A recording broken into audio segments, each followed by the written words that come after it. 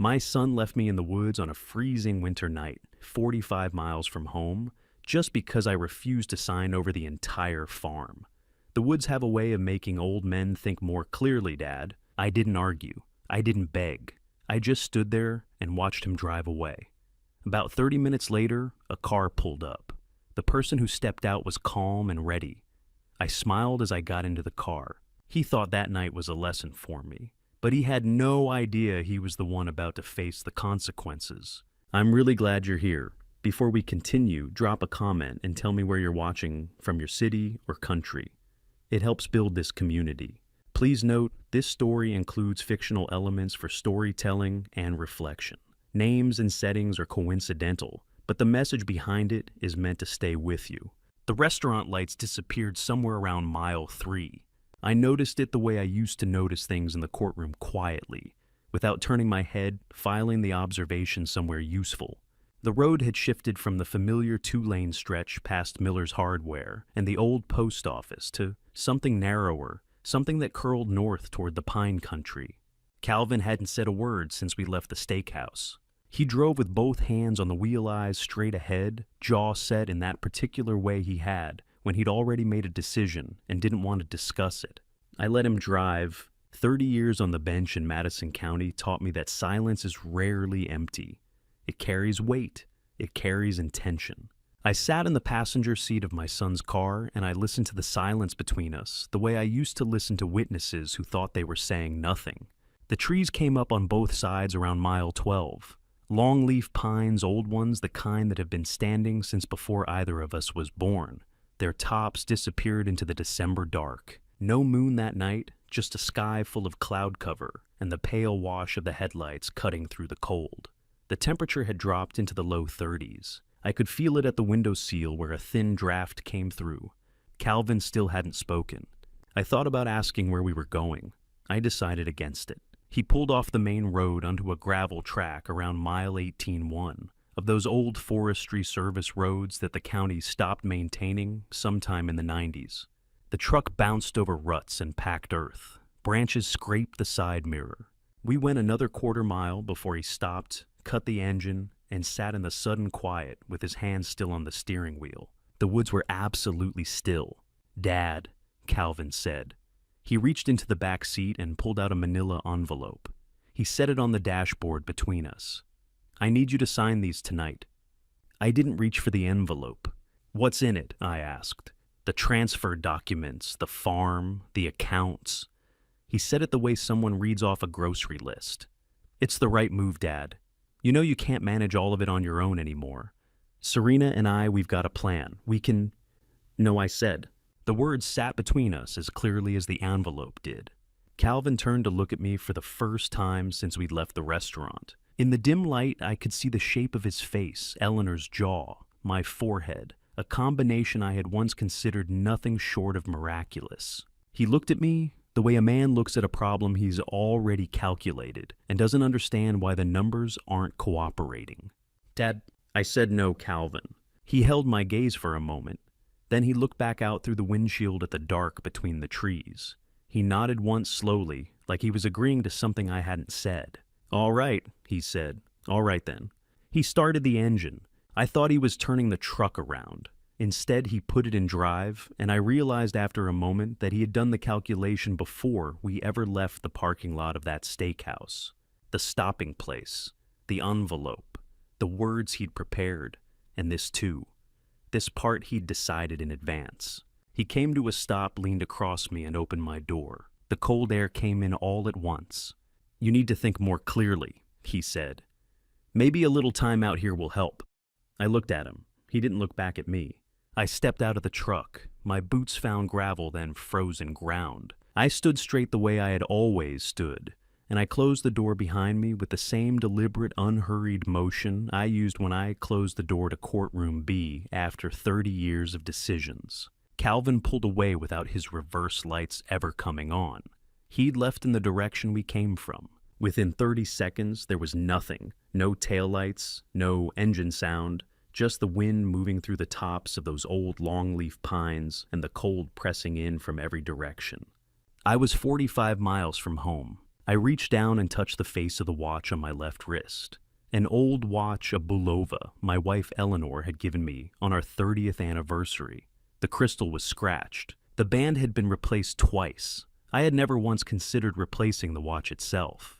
I pressed my thumb against the worn edge of the case, felt the small ridge of metal where the back plate met the body, and I allowed myself one quiet smile in the dark. Then I found a pine tree with a wide enough base, brushed the dead needles from a root, and sat down to wait. My name is Thomas Hargrove. I am 67 years old. For 3 decades, I served as a circuit judge in Madison County, North Carolina, the same county where my grandfather broke ground on 400 acres of red clay and longleaf pine that my family has farmed, leased, and held on to through floods market crashes, and 2 generations of lawyers telling us we'd be better off selling. After Eleanor passed in the spring of 2022, I rattled around that farmhouse alone. 4 bedrooms, 2 parlors, a kitchen that still smelled like the herbs she dried over the window. The land was worth more than $2.5 million by the county assessor's last estimate. The savings account she and I had built together over 40 years held another $620,000. I had a modest pension, no debt, and more memories than I knew how to organize. I also had a son I loved more than I knew how to say out loud. That farmhouse, after Eleanor was gone, had a specific kind of quiet in it that had nothing to do with noise. You can fill a house with furniture, with photographs, with the radio on in the kitchen, and it can still be hollowed out in the places that mattered. I learned that the hard way in the months after her funeral. I learned to move carefully through those rooms, to carry my coffee to the porch and watch the fields instead of sitting at the kitchen table where her chair faced mine. I prayed in my own quiet way for something to change. And then Calvin called. He said he wanted to come home. He said he and Serena were ready to settle down, that the city had worn them out, that he wanted to be near the land again. He said he wanted to take care of me. I believed him. I thought it was the answer to every prayer I had ever whispered to Eleanor's empty chair. I still have the drawing. I had it with me that night in the woods, folded twice, tucked into the inside pocket of my coat, right against my chest. A piece of yellowed notebook paper, the kind with the wide blue lines that elementary schools used to hand out by the ream. Calvin drew it when he was 8 years old, sometime in the fall of 1991, and he gave it to me on a Tuesday morning before I left for the courthouse. I remember because Tuesdays were always the longest days on the docket. He'd used a red crayon for my robe and a blue one for his shirt, and the 2 figures were holding hands in the way that children draw hands, oversized circles attached to straight-line arms. Above our heads, in the careful capital letters of a 2nd grader, he had written, "Me and Dad, just as heroes." I kept it in my desk drawer for 23 years. Some mornings when a case was going badly or the weight of a decision sat heavier than usual, I would open that drawer and look at it for a moment. Not long, just long enough to remember what it felt like to be someone's idea of a hero. By the time Calvin was 16, he had graduated from crayon drawings to sitting in the back row of my courtroom on afternoons when school let out early. He would take notes in a spiral notebook, actual notes, not the distracted doodling of a teenager killing time. Once, after a particularly difficult sentencing, I found him waiting by my car in the parking lot. "I want to be like you someday," he said. Not the way kids say things to get a reaction. He said it the way you say something you've been carrying around for a while. Someone people can trust when things go wrong. I put my hand on his shoulder, and I told him that was the finest thing anyone had ever said to me. I meant it then. I mean it still, even now, even after everything. Calvin enrolled in law school in the fall of 2004. He went to a mid-tier program in Charlotte, which was fine. I hadn't gone to a prestigious school either. And I believed then, as I believe now, that what a person does with an education matters more than where they received it. He graduated in 2008 with grades that were adequate and a degree that was legitimate, and a handshake I was genuinely proud to give him. What followed was harder to watch. The job market that year was brutal for new attorneys. Calvin applied to firms across the state and got interviews at several, but nothing materialized into an offer that lasted. He clerked for a small practice in Asheville, left after 8 months, over a disagreement I never fully understood. tried to start his own solo practice in 2011, and quietly dissolved it by 2013 when the clients didn't come in the numbers he'd needed. He didn't call much during those years. When he did, his voice had a tightness in it that I recognized the same tightness I had heard in the voices of men sitting across from me in courtrooms. Men who had made a series of small wrong choices and were now arriving at a large wrong consequence. By 2015, I learned from a mutual contact in Charlotte that Calvin had been spending considerable time at private card rooms, the kind that operated in the gray space between legal and illegal in North Carolina at the time, the kind where the stakes started manageable and climbed fast for people with the wrong temperament. Calvin apparently had exactly the wrong temperament. I confronted him about it the Thanksgiving. He denied it initially, then minimized it, then grew angry in the way people grow angry when the truth is closer than they want it to be.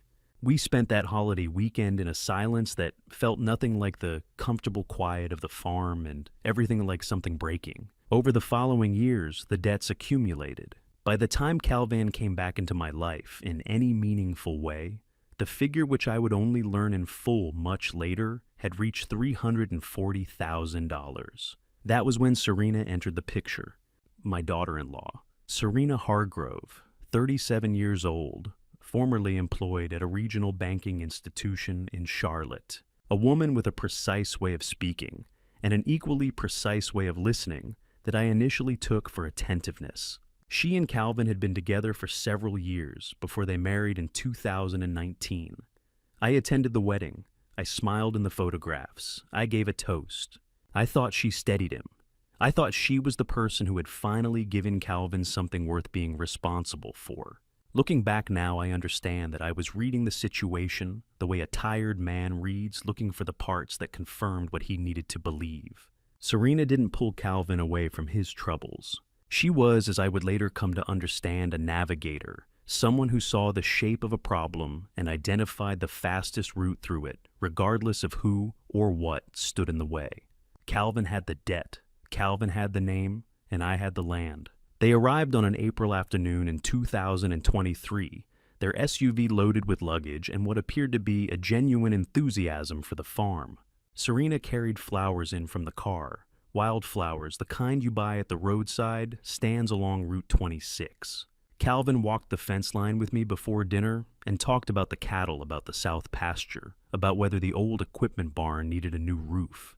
It felt, God help me, like a homecoming. I was lonely. I will say that plainly because it is the truth and because I think it matters. Eleanor had been gone for just over a year, and the farmhouse, for all its familiar weight, had developed a specific gravity in the evenings that pressed down on a person. Having voices in the hallways again, having someone to sit across from at the kitchen table, I let that comfort do too much of the work of discernment that I should have been doing myself. 3 weeks after they moved in, Calvin came to me with a proposal. He laid it out at the kitchen table on a Sunday morning, the paperwork already prepared. He said he wanted to take over the day-to-day management of the farm accounts and the household expenses just temporarily, just to relieve me of the administrative burden. He framed it as a kindness. He framed it as a son taking care of his father. I thought about it for 2 days. I talked to no one, which was my first mistake. On the third day, I signed a temporary financial power of attorney, granting Calvin authority over the primary farm accounts. That signature, the one I gave away too easily. In a quiet kitchen on a Sunday morning, while Serena made coffee at the counter, and the April light came through the window, would become the first brick in the wall they were building around me. The first thing I noticed was the phone. Not any single call in particular. It was more like a weather pattern, shifting the kind of gradual change you don't register, until one morning you realize the air feels different. June came in warm that year, warm and dry, and somewhere in the middle of it, I understood that the phone on the kitchen counter had stopped ringing the way it used to.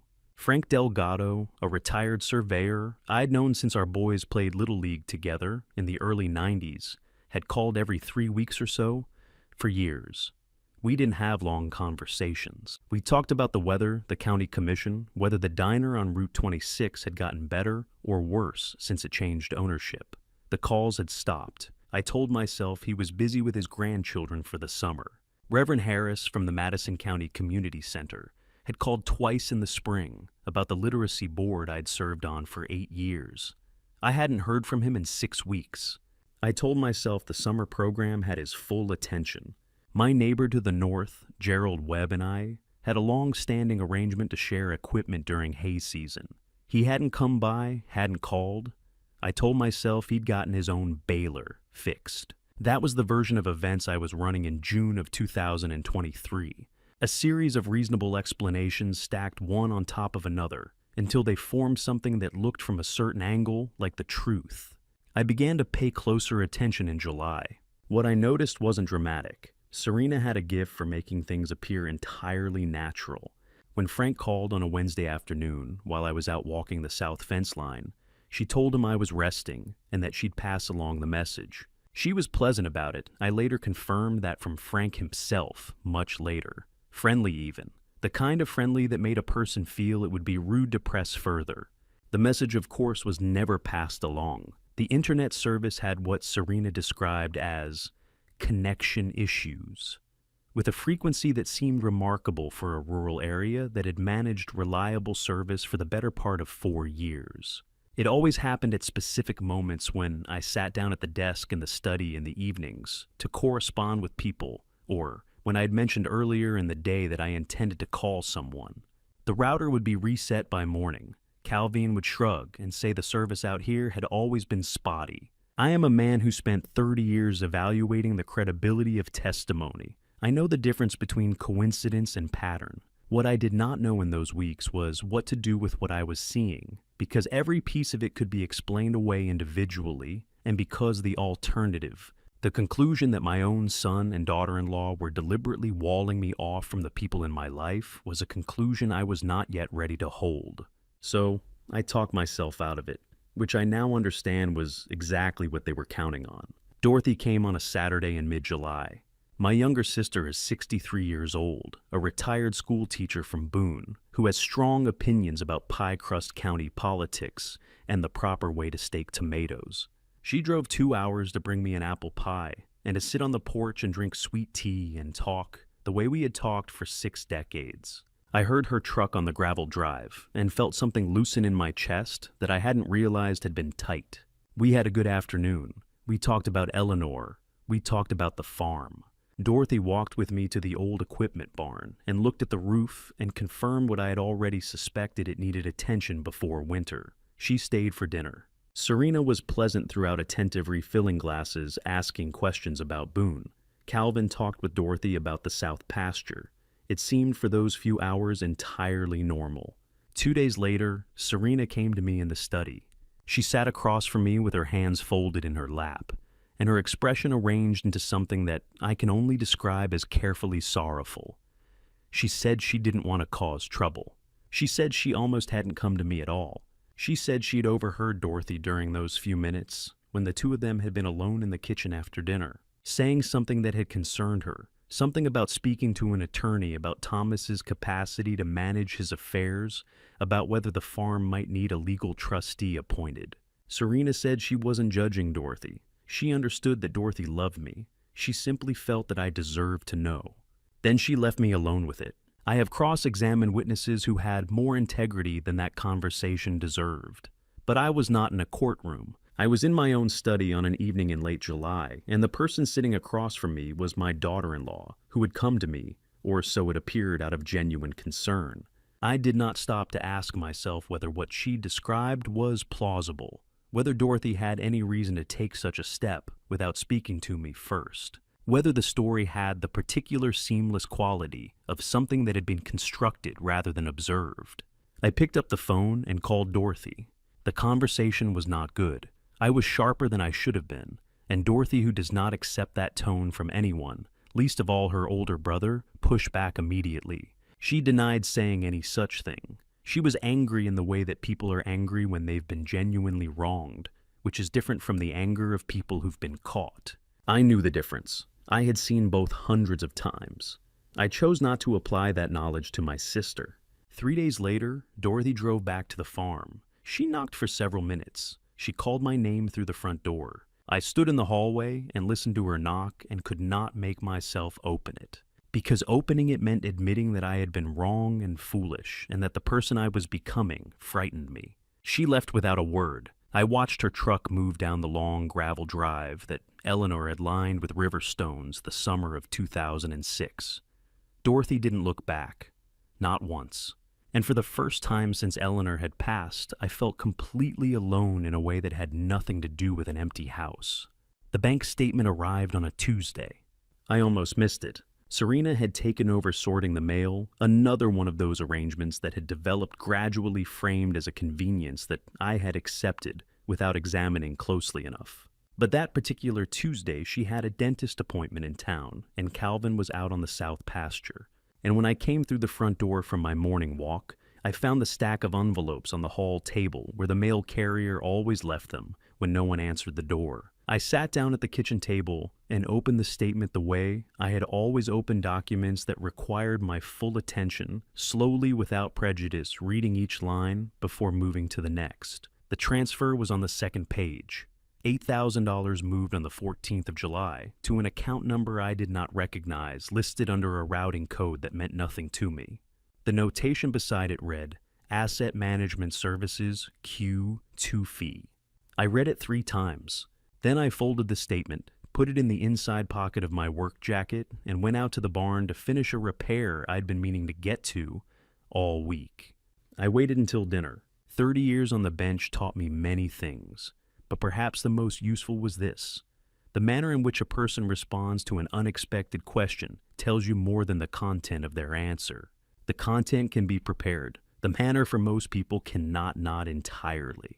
I set my fork down about halfway through the meal and mentioned in a tone that I kept deliberately conversational that I'd noticed an item on the bank statement. $8,000. An asset management fee. I said I didn't recall authorizing that specific disbursement. Calvin looked up from his plate. Something crossed his face, not guilt exactly, but a kind of rapid calculation, the look of a man running through options in the space of a second. Then his expression settled into something that I would describe as controlled impatience. He explained briefly and without warmth that the payment was for the quarterly oversight fee charged by the property management consultant he had engaged on the farm's behalf. He said it was standard. He said he'd mentioned it. He said these were the kinds of operational details that I had asked him to handle so that I wouldn't have to think about them. Then he asked Serena how the dentist appointment had gone. The subject was closed. Not by my choosing. In the courtroom, when a witness changes the subject, you note it. You don't necessarily pursue it in that moment. Experience teaches you that pressing too early collapses an angle you might need intact later. But you note it and you file it and you return to it at the time of your own choosing. I excused myself after dinner and went to the study. On the third shelf of the bookcase behind the desk, behind a volume of North Carolina procedural law, that had been there since before Calvin was born, I found what I was looking for, a composition notebook, the kind with the black and white marbled cover, the same kind I had used for case notes throughout most of my time on the bench. I had kept a supply of them out of habit, 4 or 5, on that shelf untouched for 3 years. I opened one to the first page and I began to write. Date July 18th, 2023. Item $8,000 transferred from primary farm account notation, Asset Management Services, Q2 fee. No prior authorization from account holder. Explanation offered Calvin Hargrove verbal at dinner. Tone clipped dismissive. Subject change immediate. Second item correspondence volume from outside contacts has decreased markedly since April. Frank Delgado, last contact unknown. Reverend Harris, last contact 6 weeks prior. Gerald Webb, no contact since hay season began. I kept writing. I wrote for an hour, and what emerged on those pages was not a list of grievances, but something closer to a pattern, the kind of pattern I had spent 3 decades learning to recognize. Individual incidents, each one explainable on its own terms. Together, they describe something deliberate. The isolation of Dorothy, the mail sorted by someone else's hands, the internet that failed at convenient moments, a financial authorization I had signed without adequate scrutiny, and now a transfer of $8,000 to an account I could not identify, explained away in 2 sentences, and then buried under a question about dental work. I sat back in the desk chair and looked at what I had written. A man will sometimes resist a conclusion, not because the evidence is insufficient, but because the conclusion is one he does not want to reach. I understood that about myself clearly enough to write it down on the last line of that first page. You are not imagining this. Do not talk yourself out of what you are seeing. I left the notebook in the same place behind the same volume of law. Then I put on my boots and my old canvas work coat, and I went out through the back of the house toward the equipment yard, the way I might on any evening when I wanted to check on something before dark. The woodworking shop sat at the far end of the equipment yard, a low building my father had put up in the 1960s, the kind of structure that accumulates tools and lumber and decades of intention.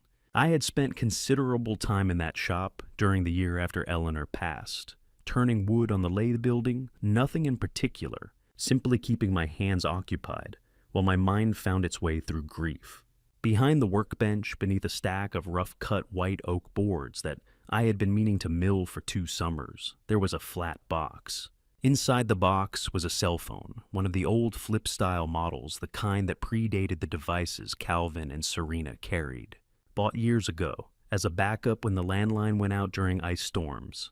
I had put it there without any particular plan sometime in the weeks after the pattern first began to form. Not a decision, exactly more like an instinct. I opened the phone. The battery was still carrying a charge. I stood in the wood shop with the smell of sawdust and old motor oil around me, and I found the number I was looking for in the saved contacts. George Pittman, 69 years old. A man I had known for 40 years since the early days of my career, when George had been running a private investigations practice out of an office above the hardware store on Main Street in Marshall. We had worked in parallel for years, his side and mine, and somewhere in that working relationship, a friendship had grown that had outlasted both his practice and my bench. George had been one of the 8 people at Eleanor's funeral who had stayed until the end without being asked. I had not spoken to him in 4 months. I pressed the call button and held the phone to my ear and listened to it ring. George picked up on the second ring. He said my name, just my name, nothing else. The way old friends answer when they see a number they recognize, and something in my chest released for the first time since Eleanor had gone.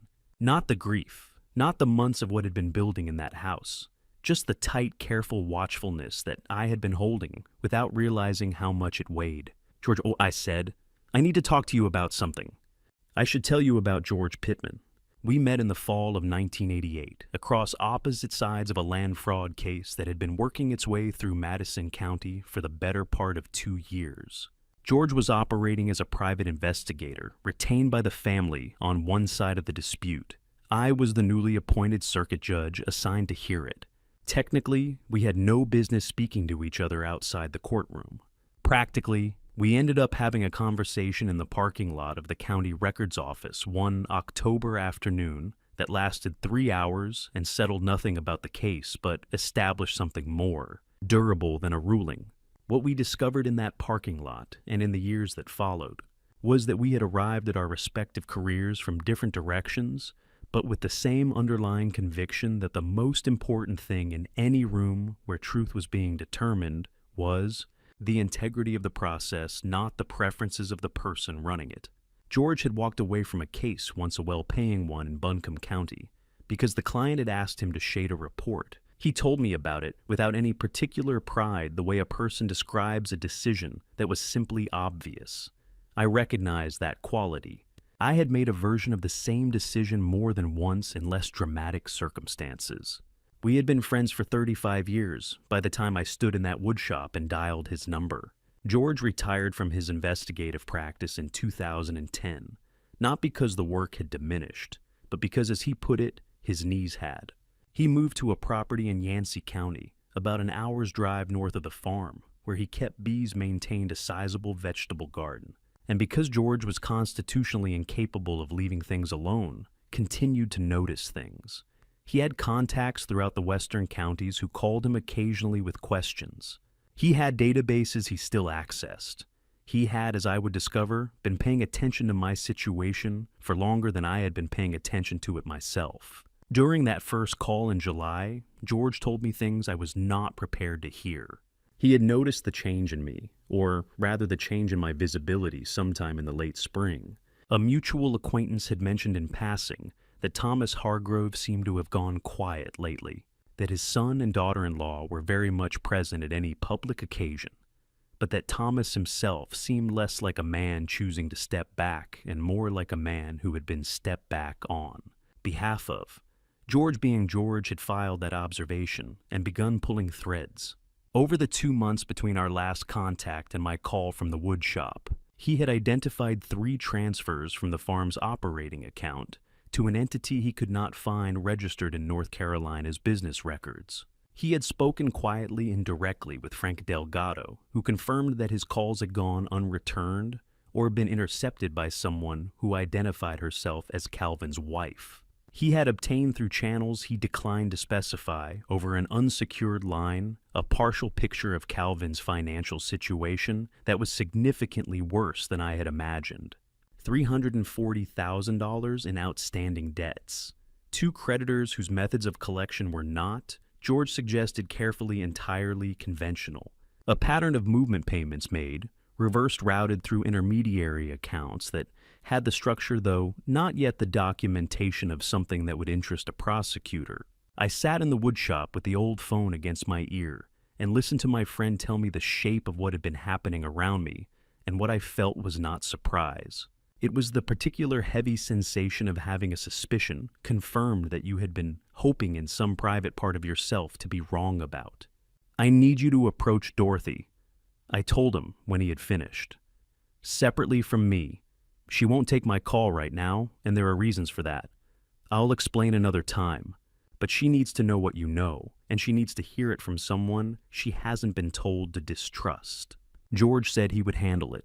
He said it the way he said most things, without elaboration, without the need for reassurance on either end. We agreed on a protocol: no calls from the farmhouse landline, no contact through any device that Calvin or Serena could access. The old phone would stay in the woodshop. We would speak every 10 days unless something changed.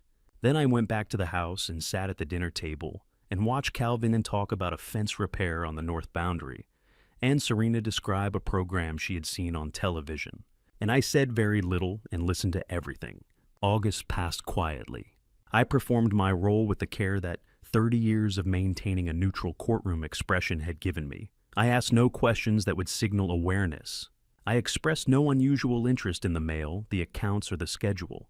I was, to all appearances, an aging man moving at an aging man's pace through the late summer of his 67th year. What I was doing, in fact, was watching. The morning of the 14th of September changed things.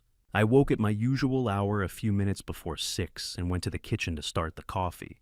Serena was already there, which was not unusual as she kept early hours, and she had, she said, already brewed a pot. She handed me a mug with the particular attentive warmth she deployed in moments she wanted to appear domestic, and I took it to the kitchen table and sat down with the morning out the window. 3 sips in, something registered that I cannot describe precisely except to say that it was wrong.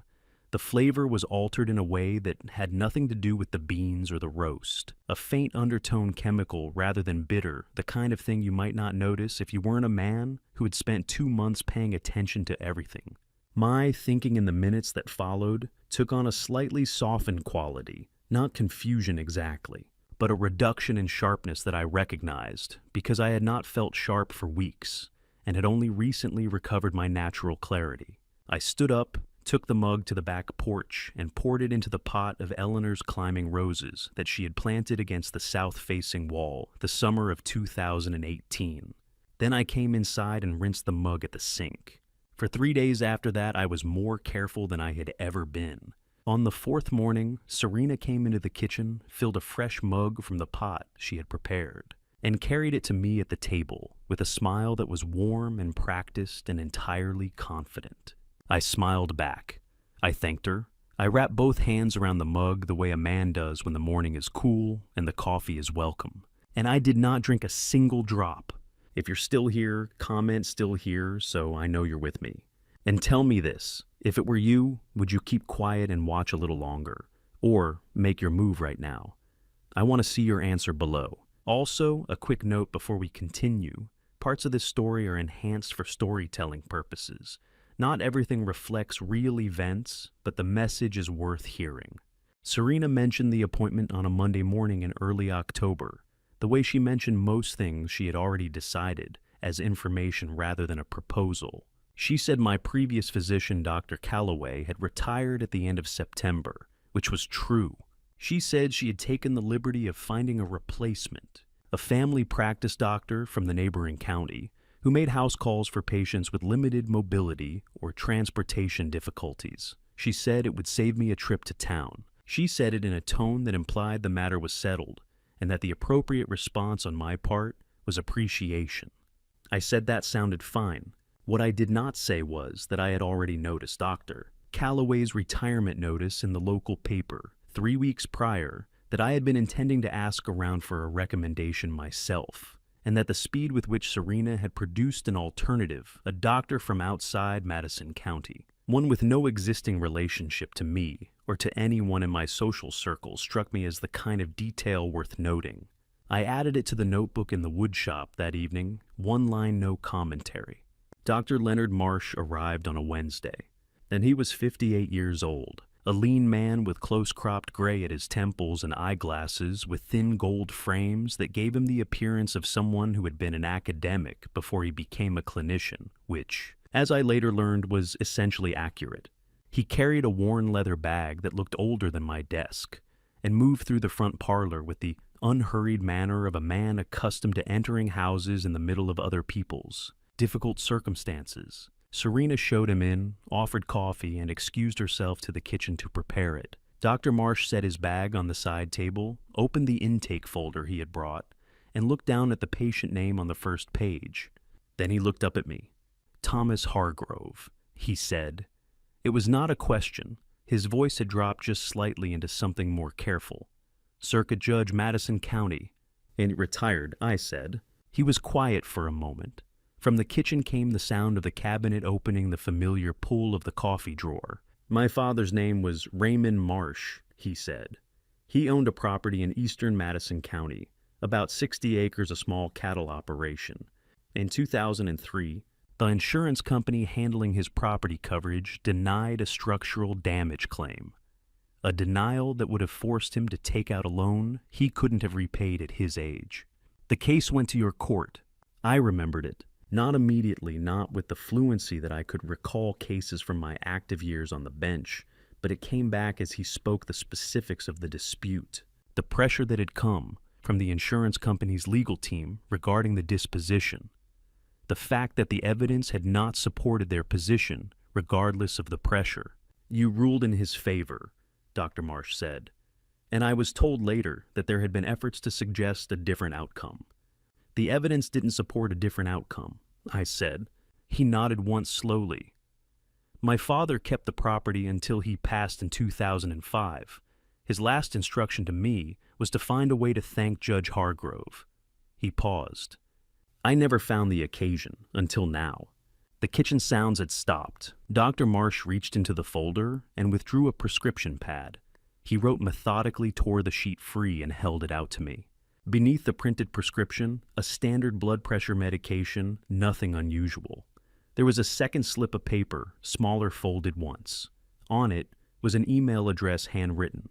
"For any questions about your care," he said evenly, as Serena came back through the doorway with 2 cups on a tray. I sent the first message from the wood shop the following evening, using the old laptop I kept there for lumber calculations, and had connected to a cellular signal booster rather than the house network. Dr. Marsh responded within the hour. Over the next 2 weeks, he made 2 additional visits to the farm, both scheduled through Serena, both conducted with the professional composure of a man doing exactly what he appeared to be doing. On the second visit, while Serena was occupied with a phone call in the back of the house, he removed a small vial from his bag and showed it to me briefly before returning it. He had obtained it, he explained in a subsequent message, from the kitchen medication drawer during a moment when the house was briefly unoccupied, a moment that George had helped arrange through a pretext I was not fully informed of. The compound in that vial, according to a laboratory contact doctor, Marsh trusted was a substance known to produce temporary cognitive dulling and disorientation when administered in small, repeated doses. The effects were consistent with early-stage memory impairment. They were also, he wrote, entirely reversible once exposure ceased. More importantly, he had completed and signed a formal medical assessment, concluding that I was in full possession of my cognitive faculties, that there was no clinical basis for any claim of diminished capacity. I read that assessment 3 times in the woodshop, by the light of the old work lamp, and felt something settle in me that had been unsettled for a long time. George received the documents the following week. He called on the woodshop phone 4 days later with the news that he had been tracking a parallel development, a set of legal filings in preparation routed through an attorney in Asheville. That outlined a petition for legal guardianship over my person and estate. The basis cited was cognitive decline. The evidence offered would have included the fabricated medical history Serena had been constructing, along with statements from Calvin regarding my supposed confusion and inability to manage my affairs. George had already been in contact with Patricia Hale, the assistant district attorney for Madison County, a woman he had worked with on a financial fraud case several years prior, and whose judgment he trusted. Patricia had reviewed what George had gathered and offered a clear assessment. The evidence was not yet sufficient for charges that would hold. More critically, any premature action on our part would alert Calvin and Serena in time for them to dispose of documents, close accounts, and construct a version of events that would be significantly harder to prosecute. The strength of a case like this, Patricia had told George, lay in allowing the other side to believe they were succeeding until the moment they were not. We would wait. We would continue gathering, and we would be ready. They're filing for guardianship, Tom, George said over the phone that night, his voice steady and deliberate. The hearing is scheduled in 3 weeks. If it goes through the farm, the account's everything, it's gone. The line was quiet for a moment. Then we make sure it doesn't go through, I said. Dorothy did not go quietly. I did not know this at the time. I was still managing appearances at the farm, still carrying my empty coffee mug back to the kitchen each morning with the practiced calm of a man who had nothing to hide. It was George who told me what Dorothy had done weeks later, after enough of the pieces were in place, that he felt he could share it without compromising what we were building. What she had done was this. She had gone home to Boone, and she had sat with her anger for 3 days. And then she had set the anger aside, and done what a former schoolteacher does when something doesn't add up. She had gone back to the primary sources. She pulled up every conversation she could remember from her visit to the farm in July. Not just the content, but the sequence, the timing, the specific moments when Serena had been present and when she had not. She thought carefully about what she had actually said in the kitchen that evening, what she had said to whom, and what would have needed to be changed for the version Serena had brought to me to be true. She found that nothing fit, that the story Serena had told me required Dorothy to have said things she had not said, in a tone she did not use to a person she had never been alone with long enough to say them. Dorothy is not a woman who doubts herself easily, but she is also not a woman who moves without being certain. She spent 2 weeks going over it from every angle before she picked up the phone and called George Pittman. She had his number because George had been a fixture in the county long enough that most people with long memories had it somewhere. George met her at a diner in Weaverville on a Thursday in early November, a place far enough from Madison County that the meeting would not produce any useful gossip. He told me later that she arrived 7 minutes early and already had her notes out on the table when he walked in a spiral notebook, 3 pages of her own handwriting, dates and impressions and questions organized in the orderly fashion of a woman who had spent decades getting children to think clearly about evidence. They talked for 2 hours. George confirmed what she had suspected about the broader situation without telling her more than she needed in order to make a decision. The decision she made was the right one. She went home and retrieved a box she had been keeping in the hall closet since the spring of 2022. Eleanor had given it to her during the last difficult months, not dramatically, not with any formal ceremony, but in the quiet way that 2 women who have known each other for 40 years communicate about things that matter. She had handed Dorothy a small lockbox and said simply that she had been writing some things down and that Dorothy should keep it somewhere safe. She said to open it only if it became necessary. She did not explain what necessary meant. She did not need to. Dorothy had respected that instruction for a year and a half without opening the box. She opened it the night after she met with George. Inside were 43 pages in Eleanor's handwriting, not a formal diary exactly, more like the private notes of a woman who was running out of time and wanted to make sure that what she had observed did not disappear with her. The entries spanned 14 months from February of 2021 through the end of March of 2022. The early entries were about small things, the progress of the roses she could no longer tend herself, the quality of the light in October, things she wanted Thomas to know about the house. As the months went on, the entries changed. Calvin and Serena had visited frequently during that period, at first every few weeks, and then more regularly as Eleanor's condition made it increasingly clear that time was running short. Eleanor wrote about those visits with the careful, measured attention of a woman who had spent 40 years watching her husband read people for a living and had learned something from the observation. George read me the relevant passage over the phone, his voice even, and deliberate the way it always was when he wanted to be sure something landed precisely. There is something wrong with this woman. She looks at Thomas's land the way a hawk looks at something small in a field below it. She is patient in a way that frightens me. She asks questions that sound like care but feel like inventory. Calvin looks at her the way a man looks at someone he is afraid to disappoint. I do not think he is a bad person. I think he is a weak one, and I think she knows exactly how to use that. I am afraid of what she will do when I am no longer here to see it. The entry was dated September 14th, 2021. I sat in the woodshop with the phone against my ear and did not speak for a long time. Eleanor knew, I said finally. She knew, George said. It was George who suggested the watch. Not immediately, this was 2 weeks after the conversation about the journal, after we had both had time to think through what was still ahead. Calvin's behavior had been escalating in small ways since the guardianship filing, a harder edge at dinner, a shorter tolerance for any question I asked about the accounts, a particular look he had developed when I entered a room where he and Serena were already talking. George said he wanted to install a location transmitter in the watch the old Belova Eleanor had given me, the one I wore every day.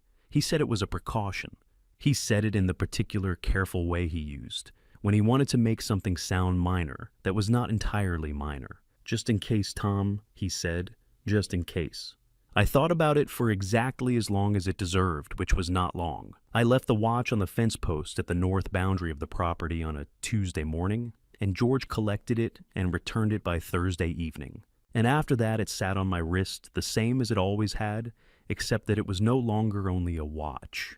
The guardianship hearing was held in the second week of December, in a courtroom in Asheville that I had appeared in twice during my years on the bench. I sat at the respondents' table with an attorney George had retained, and I watched Dr. Leonard Marsh take the stand and describe in precise clinical language the results of his examination and the content of the laboratory analysis he had commissioned. Calvin and Serena's attorney objected to the laboratory report on procedural grounds. The objection was overruled.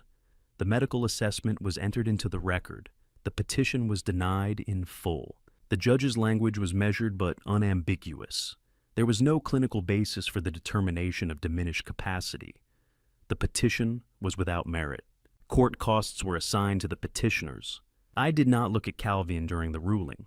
I looked at the middle distance the way I had trained myself to look during difficult verdicts on the other side of the bench, present composed, giving nothing away. In the hallway outside, as the attorneys gathered their documents and the attendants cleared the gallery, Calvin came to stand beside me. He leaned close enough that only I could hear him. "This isn't over, old man," he said. I looked at my son. I looked at his face, Eleanor's jaw, my forehead, the combination I had once thought miraculous, and I understood in that moment that what I felt was not the anger I had carried as a judge toward men who believed themselves above consequence. It was not the grief I had been carrying since the spring of 2022. What I felt standing in that hallway was something I had very rarely felt for anyone who had sat across from me in a courtroom. Pity. He knocked on my bedroom door on a Thursday evening 3 days after the hearing. I was at the small writing desk by the window, reading through an old case digest I had pulled from the shelf, not for any particular reason, just for the comfort of familiar material. The knock was unhurried, the knock of a man who was not worried about the answer. Calvin stood in the doorway in a collared shirt and a jacket I had not seen before. He was smiling, the full smile, the one that reached his eyes, the one I had not seen directed at me in months.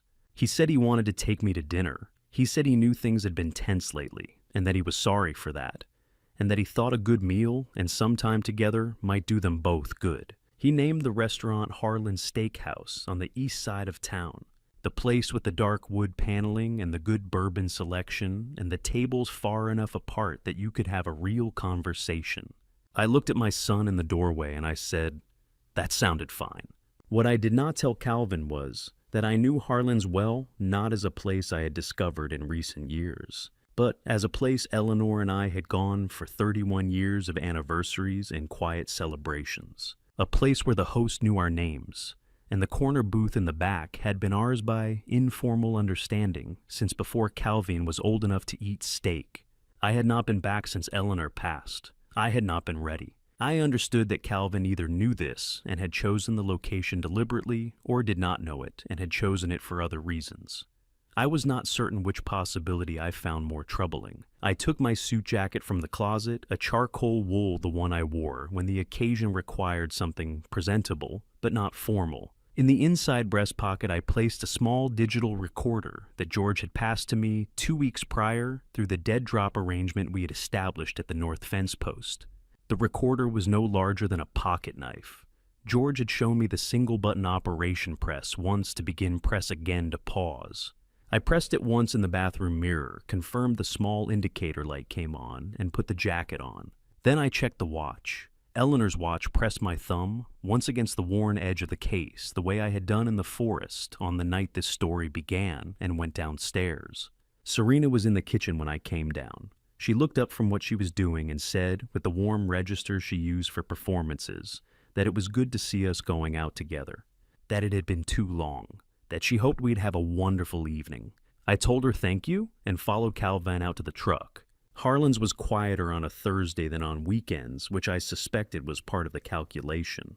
The host showed us to a booth near the back, not our booth, the one 2 tables over, and left us with menus we both knew well enough not to need. Calvin ordered a bourbon. I ordered water and kept my hand near the outside of my jacket pocket, where I could feel the slight weight of the recorder. What followed was the most carefully constructed meal I have ever sat through. Calvin was warm, in the way a very good actor is warm, not overdone, not with the quality of performance that trips itself up through excess, but with the practiced ease of someone who has found the correct register and is holding it.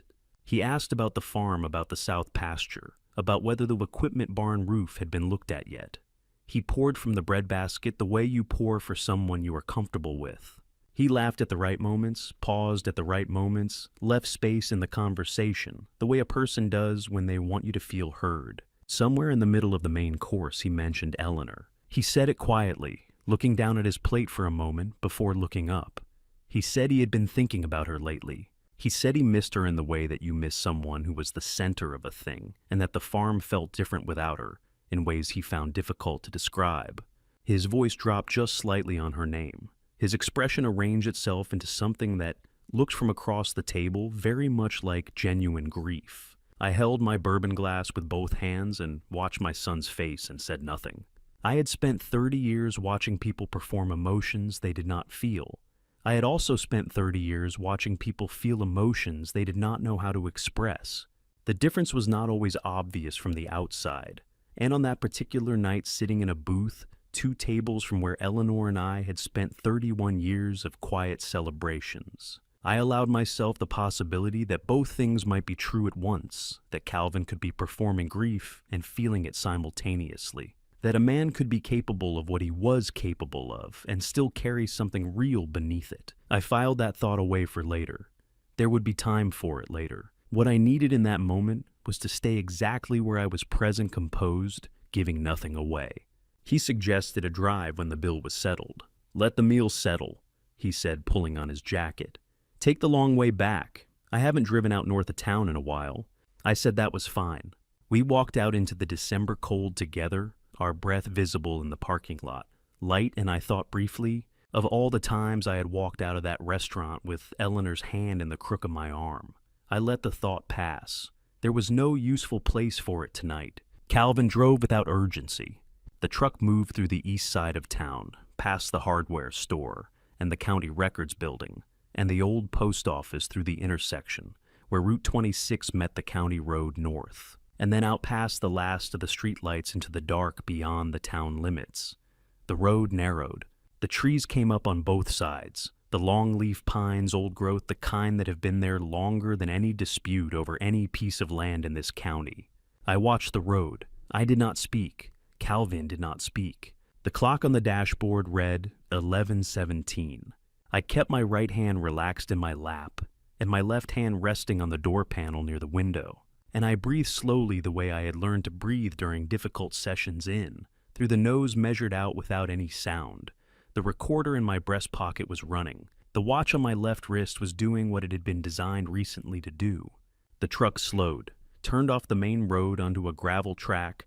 I recognized the old Forestry Service road, the one the county had stopped maintaining in the 90s. The branches scraped the mirror. The headlights cut through the dark between the trees and found nothing on the other side. Calvin brought the truck to a stop. He put it in park. His hands came off the wheel and settled in his lap. The engine went quiet, and then there was only the wind moving through the tops of the pine trees and the absolute dark pressing in from every direction and the sound of my own breathing and the faint weight of the recorder against my chest. The glove compartment opened without a word. Calvin reached across and placed two things on my knee, a manila envelope and a pen. He had prepared this in advance, brought it to dinner in his jacket, or left it waiting in the truck. Now it sat on my knee in the dark of a forestry road, 45 miles from the farm, and my son was looking straight ahead at nothing, both hands back on the wheel. I drew out the top sheet far enough to read the heading by the pale dashboard light. Deed of transfer, Hargrove Farm and Associated Assets, Madison County, North Carolina. I read the first two lines. Then I put the papers back in the envelope, set it on the dashboard, and placed the pen on top of it. "Oh no," I said. Calvin turned to look at me. What moved across his face was not rage. It was colder than rage and more considered. It arrived and settled the way a decision settles, rather than the way an emotion does. "The forest has a way of making old men think clearly, Dad," he said. His voice was quiet, measured. "You should take your time." I looked at my son the way I had looked at men in courtrooms, when I needed to see them plainly past what I wanted them to be, down to what they were. I saw the flatness behind his eyes, the calm of a person who believes they hold every advantage. Then I opened my door. The December cold came in, immediately sharp, dry, unambiguous. My boots found gravel. I stood up slowly with the full deliberateness the moment deserved and closed the door behind me. Calvin did not call after me. The engine idled for a long moment. Then the truck reverse turned, and the taillights curved with the forestry road and disappeared. The quiet that followed was total. I was not afraid. I want to say that plainly because I think it matters. What I felt standing in that forest was not fear, but something quieter and more complicated, the sensation of a long, compressed weight finally finding the shape of the container it had been poured into. A situation that had been building since April had arrived at last, at the form it was always moving toward. I found a pine tree with a wide root system and sat down on the largest root, brushing aside the needles first. Old habit. I rested my left wrist on my knee and looked at the watch in the faint light. The Bulova Eleanor had pressed into my hands on our 30th anniversary, a Saturday in May of 2012, when the farm was full of late spring light, and she said she wanted me to carry something of hers. The crystal was scratched. The band had been replaced twice. The watch itself never had been and never would be. George had modified it 6 weeks ago at the north fence line. I pressed my thumb against the worn edge of the case and looked up through the gap in the pines at the cold, dark sky. I waited. 32 minutes. I had counted them as a discipline the way you track time, when time is the only variable you're managing. The The cold was real, but manageable. My coat was adequate.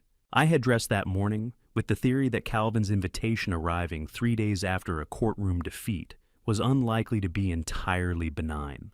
A man who spent 30 years evaluating evidence learns not to dismiss his own assessments. At 32 minutes, headlights appeared at the far end of the road. Steady, unhurried, not sweeping the trees like a searching vehicle, but moving with the certainty of someone who knew exactly where to go. A Ford F-150 navy blue came to a stop 20 feet from where I sat. George Pittman stepped out in his brown canvas work coat, carrying a stainless steel thermos. He looked at me on the pine root, took in the scene with the composure of a man who had anticipated it and said nothing for a moment. Then did it land. Every word I said. He crossed to me and held out the thermos. I unscrewed the cap, and the smell of coffee rose into the cold air between us. Can you walk to the truck? Not concerned, practical directness. I have been sitting on a tree root for half an hour, I said. I can walk to the truck. He drove without speaking for the first several miles, which was the right instinct. We went to his property in Yancey County, an hour north. I slept in the guest room. By 5:30, George had coffee on the stove, and we sat at his kitchen table in the early dark and worked through what the recording had captured and what needed to happen next. By 6 o'clock, the plan was clear enough to act on. He drove me back to the farm before Calvin would be awake. The truck moved through the early morning dark through Yancey County and into Madison, past fence lines and fields I had known for 40 years. I sat with my hands in my lap and watched them pass and said nothing. George said nothing. Some decisions don't need to be explained. They only need to be made. George dropped me at the equipment yard gate at 6 o'clock exactly. I went in through the wood shop the way we had planned, through the side door with the spare key I kept on a hook behind the lathe, through the yard, and in through the back of the house before the kitchen light came on in any window. The farmhouse was still dark and quiet. December mornings in Madison County have a particular quality the cold holds overnight and releases slowly, and the fields carry a pale frost that catches the first gray light before the sun has any real strength. I hung up my coat. I washed my hands at the kitchen sink. Then I filled the old percolator from the bag of ground coffee I kept in the back of the cabinet, not the coffee Serena bought. The dark roast in the red bag that I had been drinking since before Calvin was born, and I set it on the stove and waited for it to run. I sat down at the kitchen table with my mug when it was ready, my back to the window facing the doorway to the hall, and I read the 2-day-old newspaper that was still folded on the corner of the table where I had left it. Outside, the fields were coming up gray and silver in the early light. A crow landed on the fence post at the edge of the yard and sat there for a while, apparently satisfied with the view. At 7:15, I heard footsteps on the stairs. Calvin came into the kitchen, the way he always did in the morning, shirt untucked, moving without full attention, reaching for the cabinet above the coffee maker before he had entirely processed the room. He had the cabinet open and his hand on a mug before he registered that someone was sitting at the table. He stopped. The color left his face in the specific way that color leaves a face when the body understands something before the mind has finished calculating it. He stood with his hand still on the cabinet door and looked at me sitting at the kitchen table with my newspaper and my coffee. And for a long moment, neither of us said anything. I looked up from the paper. "Good morning, Calvin," I said. "Coffee's on the stove. Help yourself." He did not move for another moment. Then he set the mug down on the counter without filling it and walked back out of the kitchen without a word. I turned the page of the newspaper. I heard them from behind the closed door of my study 20 minutes later. Not the words, just the register. Serena's voice low and fast, Calvin's shorter, tighter responses. The particular cadence of two people who have encountered a variable they did not account for and are trying very quickly to recalculate. I had heard that cadence in hallways outside courtrooms more times than I could count. I finished my coffee. I rinsed the mug. I put on my good coat and my boots, and I drove into town. Patricia Hale's office was on the second floor of the Madison County Courthouse, a corner room with windows that faced the parking lot on one side and the old courthouse lawn on the other. She was 45 years old, with the focused economical manner of someone who had been doing serious work for long enough that she no longer needed to perform seriousness. George was already there when I arrived, seated across from her desk, with a file folder open in front of him. Patricia stood when I came in, shook my hand, and gestured to the chair beside George's. "Ne Judge Hargrove," she said. The title was a courtesy I had been retired for 3 years, but she used it with a matter-of-factness that told me she was not reaching for flattery. She simply considered it accurate. We spent the next 2 hours going through the material George had assembled. Patricia moved through it with the systematic attention of someone building a structure, rather than reviewing a document, asking specific questions about the chain of custody for the audio. Recording the laboratory analysis, Dr. Marsh had commissioned the financial records George had compiled. She paused over Eleanor's journal and read the relevant entries twice without comment. When she had finished, she sat back and looked at both of us. "This is sufficient," she said. "It is more than sufficient." She paused. "I want to be clear about what happens now. The moment I file the financial accounts associated with Calvin and Serena, Hargrove will be flagged for immediate freeze through the banking authority. Their travel documents will be entered into the Federal Alert System. Neither of them will be able to move funds or leave the country between the filing and the arrest." "How long between filing and arrest?" George asked. "It's same business day," Patricia said. "I'm not giving this room to breathe." I signed the formal complaint at 10:47 in the morning. I signed it at Patricia's desk, with the same deliberate, unhurried motion I had used for every significant document in my professional life, not because the moment required performance, but because some actions deserved to be done with full intention. Patricia filed at 11:15. I drove out to the edge of the county after that. Not for any particular reason, I simply needed to be somewhere that was not an office and not the farm for an hour. I drove the roads I had driven for 40 years, through the towns and past the fields, and along the creek bottom, where the sycamores had gone bare for winter, and I let the morning move at its own pace outside the window. At 2 o'clock, I stopped at a diner in Marshall and had a bowl of soup and a piece of cornbread. And I sat at the counter and watched the lunch crowd thin out and did not think about anything in particular. At 4:47 in the afternoon, Patricia Hale signed the arrest warrant. George sent me a single word on the woodshop phone at 4:51, "Done." I sat with that for a moment. Then I started the truck and pulled back onto the highway toward home. By the time I turned into the long drive of the farm for dinner, the machinery had begun to move. And machinery like that, once it has been properly set in motion, does not stop. Before we go on, just a quick note, parts of this story are shaped with fictional elements for a more engaging experience. If this resonates with you, feel free to share and subscribe to follow upcoming stories. And if this isn't your kind of content, you're always free to step away at any time. 1 week passed. I will not pretend it was an easy week. I went through the motions of the farm, the morning walk, the equipment check, the feeding schedule, and I sat across from Calvin and Serena at dinner each evening with the same composed neutrality I had maintained for months. They were quieter now, more careful. The particular energy in the house had shifted from controlled pressure to something more brittle, the way ice shifts when the temperature has been rising for days and the surface is still intact, but the structure beneath has begun to give. I did not know exactly when the officers would come. Patricia had told me the timing would be within the week, coordinated with the financial freeze to prevent any last-minute movement of assets. She had told me to be present at the property and to stay out of the way when it happened. On the 8th morning, I came down to the kitchen at my usual hour, made breakfast, and ate alone at the table with the winter fields going pale in the early light outside the window. At 7:20, I heard tires on the gravel drive. Not one vehicle, two. I stood up from the table and walked to the hall doorway. From there, I could see the length of the entrance hall to the front door, and beyond it, through the sidelight windows, the shape of 2 vehicles pulling up to the front of the house. I went to the foot of the stairs and stopped there, one hand on the newel post, weight settled the way a man stands when he has decided to observe and not to intervene.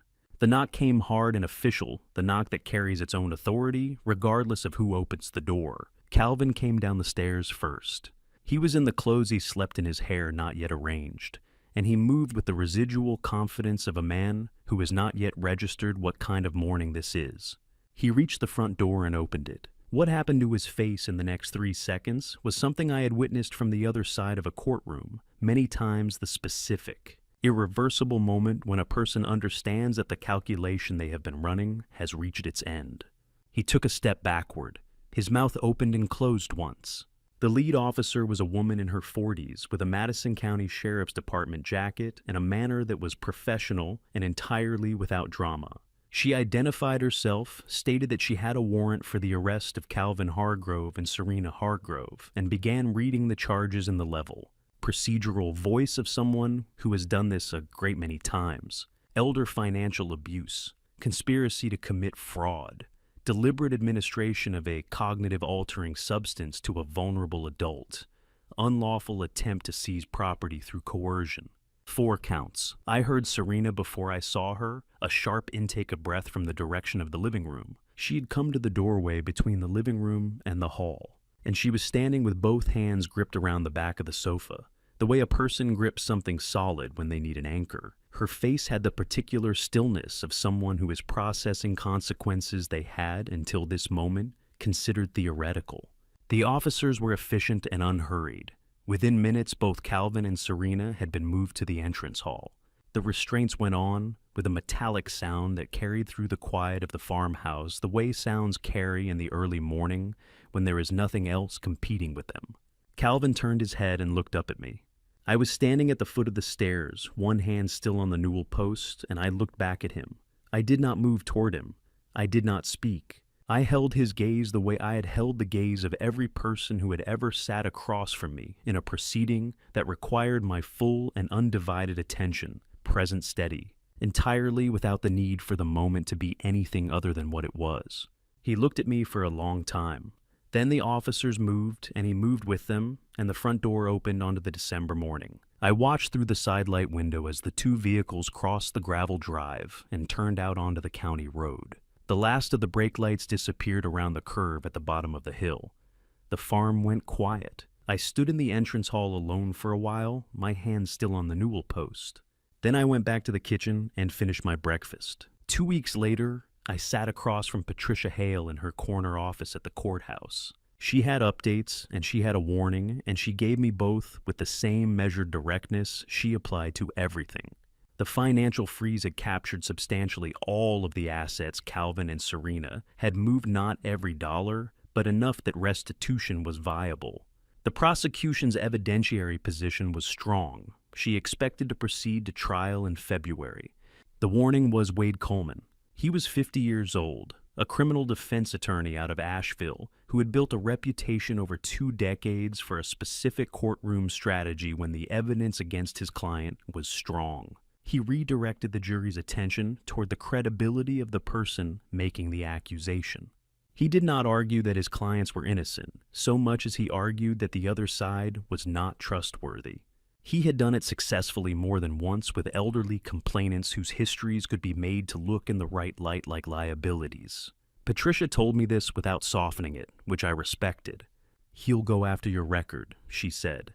"Specific cases. He'll look for anything that can be framed as bias, error, or impropriety. His goal will be to make the jury wonder about you before they wonder about Calvin." I nodded. "He'll have done his research," she continued, "and he is very good at what he does." "I know what he does," I said. "I've been watching attorneys like Wade Coleman walk into courtrooms since before he passed the bar exam." Patricia looked at me for a moment. "Good," she said. "Then you know what to expect." I drove home through the early winter dark, the familiar roads running past familiar fields, and I thought about what Patricia had said. Wade Coleman was skilled. He was experienced. He had a strategy that had worked before, but I had spent a career in rooms where people like him operated. I had watched them construct narratives, redirect attention, locate the weaknesses in a case and press. I understood the mechanics of what he would attempt. Now I would be sitting in the chair on the other side of the courtroom. I was not afraid. I had spent an entire professional life watching men like him work, and I understood every move they made before they made it. I had not worn the black suit since the day I retired. It had been cleaned and pressed and returned to the closet 3 years ago, and there it had stayed, not as a relic exactly, but as something I was not ready to make a decision about. It was the suit I had worn on the first morning I sat behind the bench in courtroom 4 in February of 1990, 34 years ago, when I was 33 years old, and the weight of the robe felt like something that needed to be earned rather than simply put on. I had worn it on the last morning too in the spring of 2020, when I had sat for the final time in that same room and felt with the clarity that finality brings, that I had tried to do the work as honestly as I knew how. I put it on in the hotel room at 6:15 in the morning. It still fit. The fabric held its shape the way good wool does. I stood at the mirror for a moment, adjusted the collar, and looked at the man looking back at me. Then I went down to the lobby and ate breakfast alone, and at 8:30, I walked into the Madison County Courthouse for the first time as a complainant. Courtroom 4 was smaller than I remembered, or perhaps it simply felt that way from the other side. I had presided in this room for the better part of 2 decades. I knew the grain of the wood on the bench, the way the afternoon light came through the west windows in March, the specific acoustic quality that made voices carry differently depending on where in the room a person was standing. I had read that room the way a musician reads an instrument intuitively, automatically after enough time together. Sitting at the complainant's table with my back to the gallery and the judge's bench elevated in front of me, the room felt like a place I knew well that had been rearranged in the night. All the same furniture, none of the same orientation. Calvin was already seated at the defense table when I came in. He wore a gray suit and a tie that was straight and properly knotted in a way that spoke of Serena's preparation rather than his own. Wade Coleman sat beside him, a compact man in his 50s with close-cropped silver hair and the particular stillness of someone who conserves his energy for when it is needed. He did not look at me when I entered. He was reading something pen in hand, making small notations in the margin. Serena sat at a separate table to the left, with her own attorney, a woman I did not recognize, and this detail registered as significant in the way that procedural details register when you have spent a career understanding what they mean. Defendants in joint proceedings do not retain separate counsel unless their interests have been assessed as potentially divergent. Someone somewhere in the past weeks had made a calculation. I noted it and said nothing. The first 2 days proceeded with the methodical deliberateness of a well-prepared prosecution. Patricia presented the chronology with the clean, unhurried confidence of someone who has organized her material so thoroughly that she does not need to rush. She walked the jury through the timeline from Calvin and Serena's arrival at the farm in April of 2023, through the financial transfers, the isolation of Dorothy, the medical evidence, the audio recording from the forestry road. She was precise with numbers, precise with dates, and she paused at the moments that deserved pausing. The jury was 12 people, a retired postal worker, 2 teachers, a contractor, a woman who ran the diner in Marshall that I had eaten at the afternoon the warrant was signed, and 7 others whose faces I was learning the way I had always learned the faces of people whose attention mattered. Their expressions during Patricia's presentation were neutral in the way that careful jurors are neutral, processing, not reacting. Coleman's cross-examinations on the first 2 days were measured. He planted small seeds of doubt in the testimony of George's financial contacts, pressed on the chain of custody for the laboratory analysis, asked questions designed not to win points, but to accumulate a general atmosphere of uncertainty. He was good at it. I had said as much to Patricia, and watching him work confirmed the assessment. Calvin did not look at me during those first 2 days. I did not look at him either. The third day was different. Coleman came in with a document file that was thicker than anything he had used in the first 2 sessions, and he moved through the morning with a focused energy that told me, before he said a word, that we had arrived at the move Patricia had warned me about. He waited until mid-afternoon during a lull between witness examinations to introduce the material. He framed it as relevant to the pattern of the complainant's professional conduct, specifically to the question of whether Thomas Hargrove's testimony and credibility should be considered in isolation from his history on the bench. The case he cited was from 2003, a land and property dispute in eastern Madison County. Coleman described it in the steady, authoritative tone of a man presenting a fact that has already been established, that Thomas Hargrove had ruled in favor of a particular family in that case, and that within 2 years of that ruling, a member of the extended family of the prevailing party, had provided renovation and repair services to the Hargrove farm property at a rate significantly below market value, creating. Coleman argued the appearance of a benefit flowing from a favorable judicial outcome. He did not use the word bribery. He did not need to. The structure of the argument carried the implication without requiring him to state it. I sat straight in my chair. I kept my face the way I had always kept my face when something unexpected was presented in my courtroom, attentive, composed, entirely without the reaction that would have given the other side anything useful. Beneath the table, my right hand had closed into a fist against my thigh. Two jurors in the second row shifted their attention from Coleman to me. A third tilted her head slightly, the specific micro-movement of someone revising a preliminary assessment.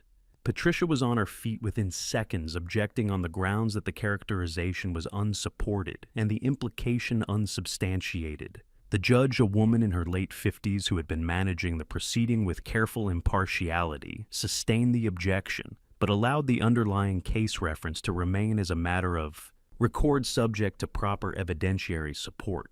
Patricia requested an adjournment to the following morning. It was granted. George and Dorothy worked until 3 in the morning. I knew this because George sent brief updates to the woodshop phone, which I had brought to the hotel at 11:01 and again at 2:47. Each message was short and factual. By the last one, they had located what we needed. I sat in the hotel room, with the lights low, the suit jacket draped over the chair, and Eleanor's watch held in both hands against my chest. Not on my wrist and my hands the way you hold something you need to feel the weight of. One more day, I said to the room. Not a prayer exactly, not out loud to anyone in particular, just the words a person says when they need to hear them in their own voice. I just need one more day. I saw him as soon as I came through the courtroom doors. Dr. Leonard Marsh was seated in the front row of the witness gallery on the far left side, not the general seating, but the designated area where scheduled witnesses waited before being called. He had a folder on his lap, thick, the kind that holds more than a single document. He was sitting with the particular stillness of a man who has decided exactly what he is going to say and is simply waiting for the moment to say it. He did not look up when I entered. I did not acknowledge him. I walked to the complainant's table, set down my folder, and took my seat. Patricia was already arranging her materials. She glanced at me once, a brief assessor's look, and gave a small nod. I returned it. Across the room, Wade Coleman was speaking quietly with Calvin, his head inclined, pen moving in his hand. Whatever advantage he believed he had carried into this morning, his posture said he intended to press it. The judge called the session to order at 9 o'clock. Patricia stood. The prosecution calls Dr. Leonard Marsh. He walked to the stand with the same unhurried competence he had brought to my parlor 4 months earlier. The worn leather bag replaced today by the folder. The house call manner replaced by something equally composed but more formal. He was sworn in, stated his name and credentials, and sat with the folder closed on his knee. Patricia began with the medical evidence. She walked him through the laboratory findings, the clinical assessment, the formal determination that I was in full possession of my faculties at the time of the guardianship petition. Coleman had challenged this material on the second day. Patricia was rebuilding it now, with the doctor present and subject to direct examination. Doctor, Marsh answered each question with precise clinical language and without embellishment. He was, as I had understood him to be, from the beginning a man who did not need to perform confidence because he simply had it. Then Patricia shifted. Dr. Marsh, she said, you indicated that you were familiar with the complainant prior to this case. Can you describe the nature of that familiarity? Coleman was on his feet. Objection, relevance, goes directly to the credibility of the witness's prior testimony regarding the 2003 land case, Patricia said. The defense introduced that case. We are entitled to address it fully. The judge looked at Coleman for a moment. Overruled. The witness may answer. Dr. Marsh opened the folder. He described his father, Raymond Marsh, a man who had run a small cattle operation in eastern Madison County on 60 acres that had been in the family for 3 generations. He described the insurance dispute that had threatened that property in 2003, a structural damage claim denied by the coverage provider on grounds that when examined in court did not hold. He described the pressure that had come from the insurance company's legal representative's pressure that in his understanding had been applied not only in the courtroom but through channels that operated alongside it. He described the ruling. Judge Hargrove found in my father's favor, he said. The property was preserved. My father kept it until he passed in 2005. Patricia held up a document in a clear protective sleeve. Dr. Marsh, I am showing you what has been marked Prosecution Exhibit 17. Can you identify this? He looked at it. That is a letter my father wrote in the spring of 2004. I have had it in my possession since his passing. The letter was entered into evidence and the relevant portion read aloud by Patricia in the measured tone she used for material that needed to land without theatrical emphasis. I attempted to express my gratitude to Judge Hargrove on 2 occasions. On both occasions, he declined. He said the ruling reflected the evidence and nothing more, and that if I wished to express gratitude for the functioning of the legal system, I should direct a contribution to the Madison County Legal Aid Office, which I did. I want it recorded somewhere that there are still men in positions of authority who use that authority exactly as it was intended. The letter was dated March of 2004. Patricia set it down. No further questions. Coleman stood for cross-examination. He approached the stand with the measured confidence he had maintained throughout, and he returned to the renovation contract, the repair work performed on the Hargrove property that he had framed. The day before, as a potential benefit flowing from a favorable ruling, he asked Dr. Marsh whether he was aware of the contract. Dr. Marsh said he was not personally aware of it. Coleman pressed was the contractor not associated with families connected to the 2003 case. The contractor, Patricia said from her table without rising, was Mr. Harold Briggs, the complainant's brother-in-law by his late wife's family. He performed the work in 2007, 4 years after the ruling. The Briggs and Marsh families have no documented connection. This was established in the materials provided to the court yesterday evening. The judge looked at Coleman. Coleman looked at his notes. There was a pause of perhaps 4 seconds, not long in the ordinary flow of a courtroom session, but the kind of pause that a room notices. Coleman asked 2 more questions that did not recover the ground he had lost, and then said he had no further examination. Dr. Marsh gathered his folder. Before he stepped down from the stand, he turned and looked directly at me. Not at the gallery, not at the judge. At me. My father asked me to thank you, Judge Hargrove, he said. His voice was level, but carried the particular weight of something that has been held for a long time. I'm sorry it took 21 years. I looked down at my hands on the table. I had spent a career keeping my face still in moments that required it. I kept it still now. But I looked at my hands, Eleanor's watch on my left wrist, the scratched crystal catching the courtroom light, and I allowed myself one moment that belonged entirely to me and no one else in that room. Then I looked up. The jury had shifted, not dramatically, not the visible collective movement of a group responding to theater, but the quality of attention in the box had changed in the way attention changes when a room has received information that reorganizes what came before it. Several jurors were looking at the defense table. Calvin was looking at the floor, not at Coleman, not at the judge, not at me. At the floor directly in front of his chair, with the particular stillness of a man who has gone somewhere internal and does not yet know how to come back from it. I observed this. I recorded it in the way I had always recorded things, without interpretation, without projection, simply as a fact about what was present in the room at that moment. What it meant I did not say. Some things mean themselves. Dorothy walked to the witness stand without looking at me. I understood that. We had not spoken since the phone call 5 months earlier, the one I had placed in anger with Serena's voice still in my ear, and the damage from which had not been repaired because the circumstances had not permitted repair. Dorothy had done what she did, the investigation, the journal, the cooperation with George, without any reconciliation between us. She had done it because it was right, and because she was the kind of person who does right things regardless of the personal cost. She was 63 years old. Her hair was silver, and pinned back cleanly the way she had worn it for as long as I could remember. Her hands, when she settled them on the rail of the witness box, were absolutely still. Patricia stood. Ms. Hargrove, can you describe your relationship to the complainant? He's my brother, Dorothy said. Her voice was clear and unhesitating. Older by 2 years. We grew up on the same property he's trying to keep. She began with the visit in July, the afternoon at the farm, the apple pie, the walk to the equipment barn. She described what she had actually said in the kitchen that evening with Serena. Nothing about attorneys, nothing about capacity, nothing about legal trustees. She had talked about the roof on the equipment barn. That was the full extent of it.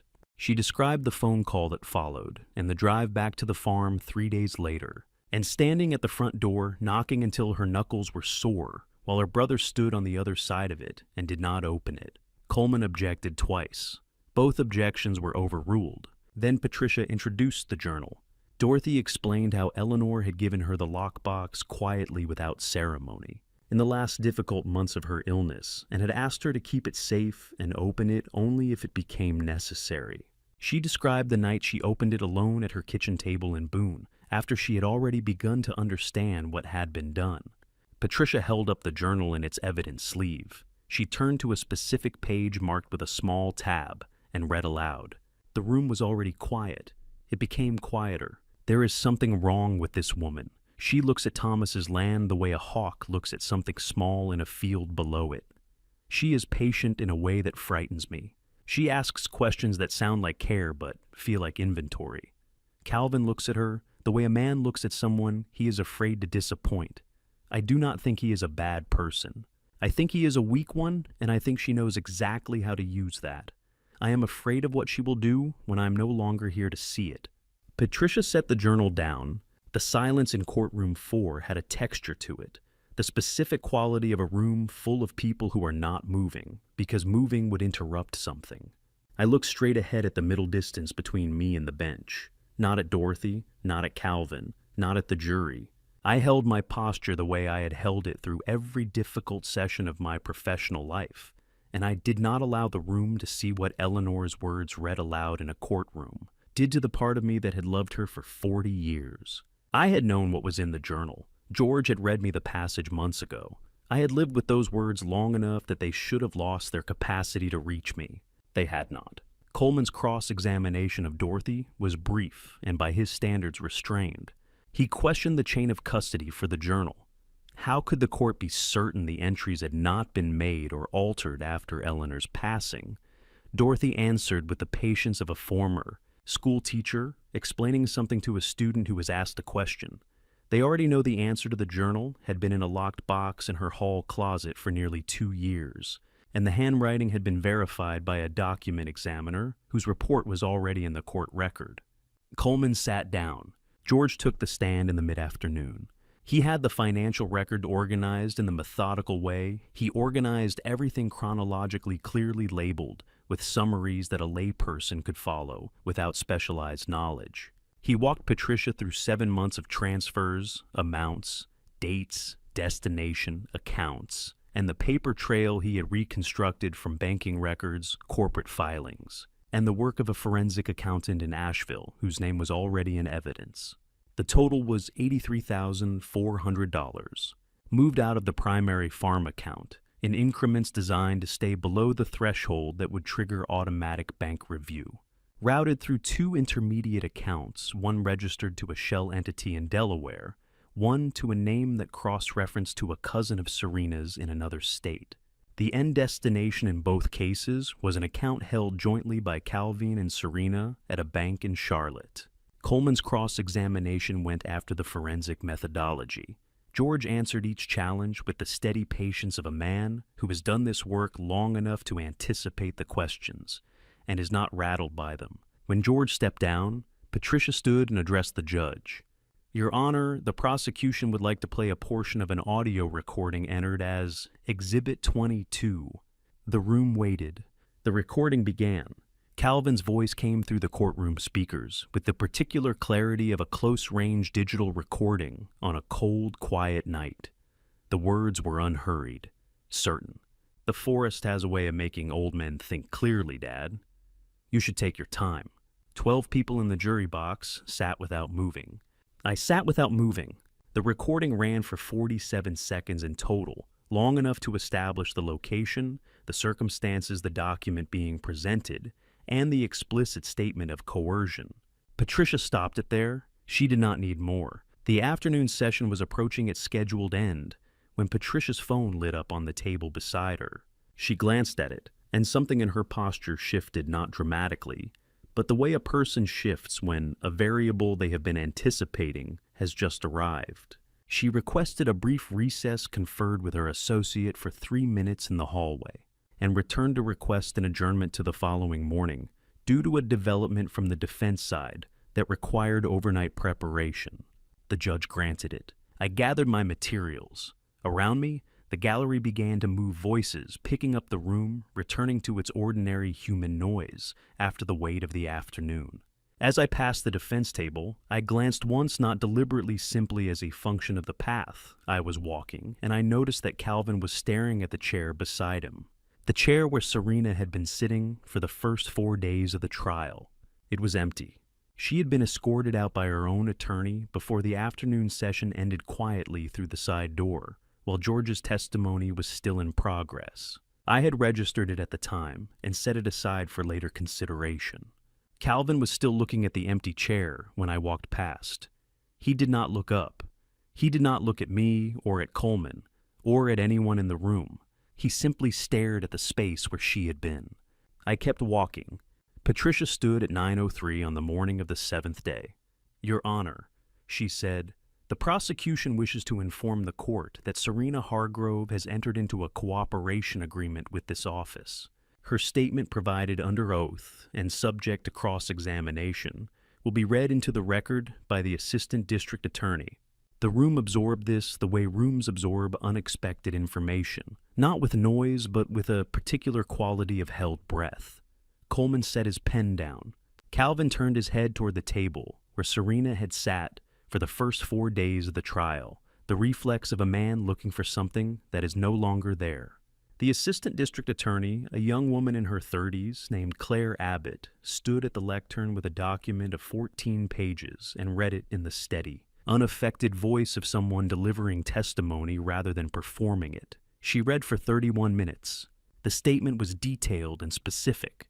It described the plan from its earliest stages, the conversations between Calvin and Serena in late 2022, before they had even approached me about returning to the farm. It named who had proposed each step, the temporary financial authorization, the management of my schedule, the introduction of a substance into my morning routine designed to produce the appearance of cognitive decline.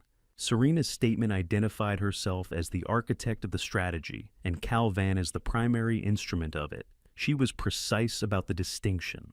Coleman did not object during the reading. There was nothing productive to object to. When Claire Abbott finished and sat down, the room was quiet in a way that felt like the quiet after a door closes rather than the quiet before one opens. There was one portion of Serena's statement that I had not been told about in advance. Patricia had warned me that the statement contained material I might find difficult. I had assumed she meant the documentation of specific acts, the transfers, the planning, the calculated methodology of it. I was not prepared for what she had actually meant. Serena described the night after Calvin left me in the forest. She described him returning to the farmhouse at approximately 12:30 in the morning. She described his condition, agitated, unable to settle, moving through the house without purpose, in the way a person moves when they cannot locate stillness. By 2 o'clock, he was sitting at the kitchen table with a glass of whiskey he had barely touched. She had come downstairs at 2:45 to find him still there. She described hearing him, not words initially, just the sound of a man who had exhausted whatever he had been running on and had nothing left to run on. And then words quiet enough that she almost didn't catch them. "He'll be okay. He's always okay." Said not to her. Said to the kitchen, or to the dark outside the window, or to no one, the way a person says something they need to be true, badly enough that saying it out loud feels like making it more so. Claire Abbott read this passage in the same steady voice she had used for everything else. She did not inflect it. She did not need to. I sat at the complainant's table, and looked at the middle distance and understood for the first time something I had only half understood on the night it happened. When Calvin put the truck in drive and pulled away down that forestry road, there had been a gap not long, perhaps 30 or 40 seconds between the moment the door closed and the moment the engine engaged. I had registered it in the dark and not known what to make of it. Now I knew. He had sat in that truck with both hands on the wheel, and he had not moved for 30 or 40 seconds. And then he had driven away. I looked at nothing in particular, and I held that information for a moment. It did not change what had happened. It did not alter the 4 charges, the months of evidence, the systematic dismantling of my autonomy and my relationships that had been the structure of the past year. But it was a piece of the full picture. And I was a man who had spent his life believing that the full picture mattered even when some parts of it were harder to carry than others. Calvin had turned to look at Serena's side of the room when the passage was read. She was not there to look back at him. He turned forward again after a moment, and I watched his jaw set in the way it had set. The night in the forest, the same expression, the same controlled surface over whatever was moving underneath it. But his eyes, when he looked toward the front of the room, had a quality I had not seen in them during the trial. Not anger, something more like a man looking at a distance he did not know how to cross. The jury was sent to deliberate at 11:45. They returned at 2:15. The foreperson, the retired postal worker from the front row, a man of about 60 with a deliberate way of speaking, read each count in sequence. The word came 4 times evenly spaced without drama. Guilty, guilty, guilty, guilty. Sentencing was immediate per the agreement Patricia had negotiated with the court. Serena received 3 years of supervised probation and full financial restitution. The cooperation agreement had secured her, the reduction she had calculated on. Calvin received 6 years in a federal correctional facility. The judge's words during sentencing were measured and without excess. She described the nature of the offenses, the deliberate targeting of a vulnerable adult, the sustained manipulation of financial and medical systems, the erosion of trust within a family. She said what needed to be said and did not add to it. 2 officers came to the defense table when the session closed. Calvin stood. He allowed his hands to be positioned for the restraints with the resigned compliance of a man who had accepted finally the shape of the ground beneath him. And then he turned. The officers had him moving toward the side exit when he stopped. Not a struggle, just a pause, a brief and specific stillness. He turned his head and found me where I was standing near the complainant's table, still gathering my materials, and he looked at me the way I had looked at him in that forestry road directly, without deflection, without anything between the looking and the being looked at. He said 2 words, quietly, low enough that I doubt anyone beyond the immediate space heard them. "I'm sorry, Dad." Then the officers moved, and he moved with them, and the door to the side corridor opened and closed, and he was gone. I stood at the table with my folder in my hands. I did not answer him, not because I had nothing to say, but because what I had to say was not something that belonged in a courtroom in that moment, with officers present and a gallery beginning to move around me. What I had was something larger than the occasion could hold. The 2 words I had waited for had arrived too late and right on time, simultaneously, in the way that the things we wait for sometimes do. I stood there for a moment longer. Then I picked up my things and walked out into the February afternoon. The February light outside the courthouse was cold and exact. That is the particular quality of winter light in the Carolina mountains. It does not soften things the way spring and summer light does. It simply illuminates them plainly at whatever angle it finds them. Standing on the courthouse steps with my folder under my arm, I felt it on my face and thought that there was something appropriate about that. Dorothy was waiting at the bottom of the steps. She did not say anything when I came down. She took my free hand in both of hers and held it for a moment. Not a hug, not a formal gesture. Just the particular pressure of a person who has been through something with you and wants you to know they are still there. I squeezed back once. That was sufficient. George stood a few feet away, looking out at the parking lot, with his hands in his coat pockets, giving us the space the moment required. He had the composure of a man who understands when to be present without being intrusive, a quality I had valued in him for 35 years, and valued more in that moment than I knew how to say.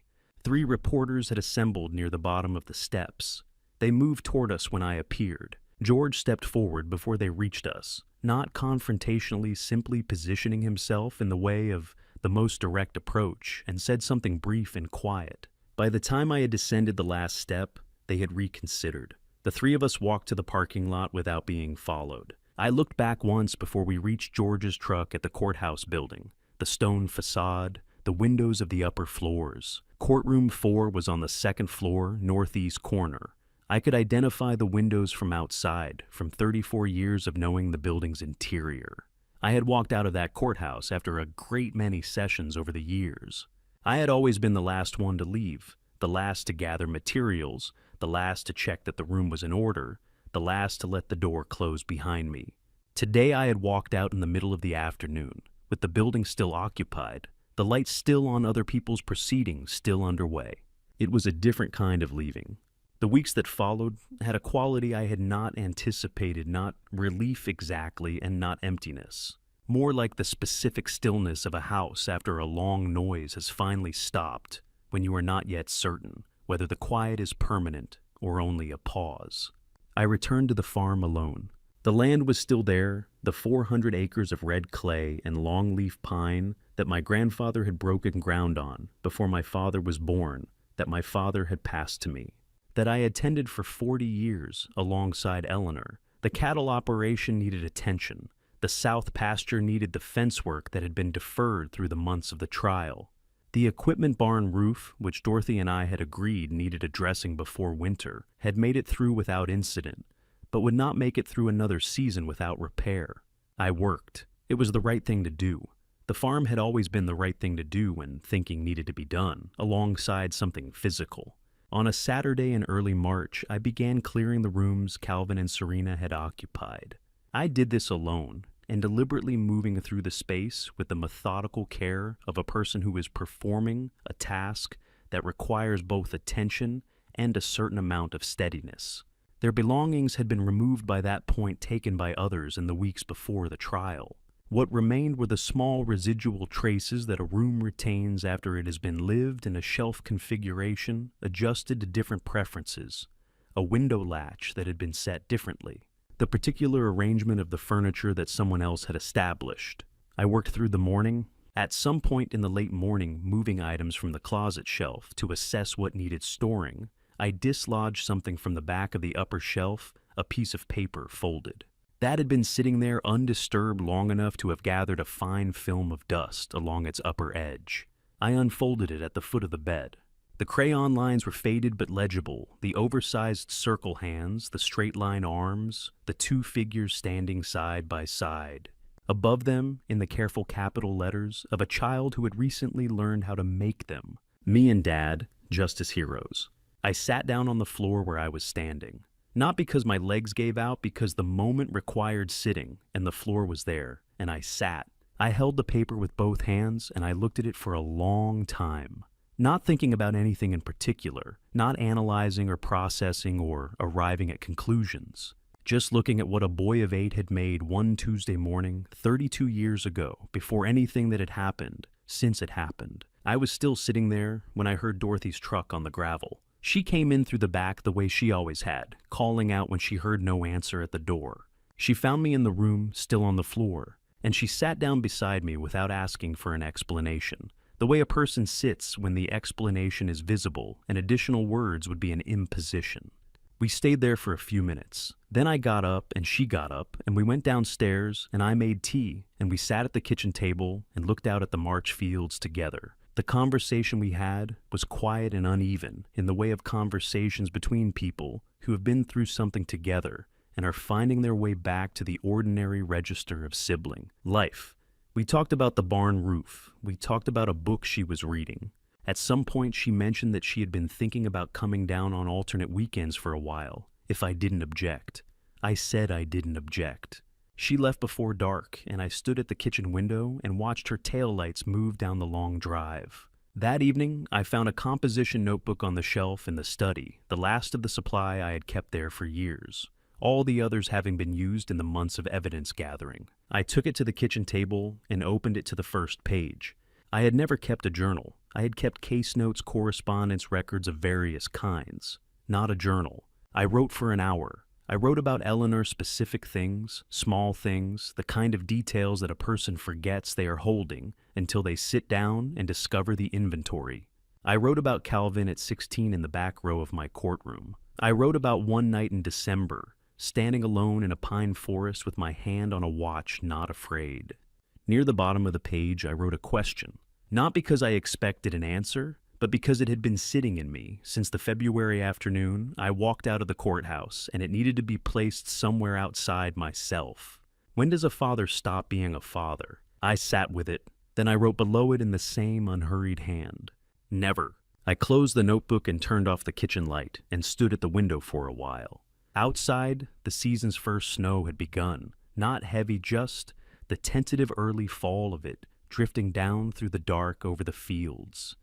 In the morning, it would be gone most likely, but it was there now, covering the January bare ground in something temporary and quiet. Somewhere 200 miles from where I was standing, Calvin was spending his first night in a federal correctional facility. I did not know what the accommodations were. I did not know whether the blankets were adequate for the time of year. I found that I hoped they were. I could not stop myself from hoping that. And standing at the window in the first snow of March, looking out over the fields that had belonged to my family for 3 generations, I was not entirely sure I wanted to. September came in, the way it always does in the Carolina mountains, quietly without announcement, the light shifting from the flat brightness of August into something deeper and more considered. The mornings carried a chill that the afternoons burned off by noon, and the fields had the particular gold green of late summer turning. The color that means the season knows what's coming, even if it isn't ready yet.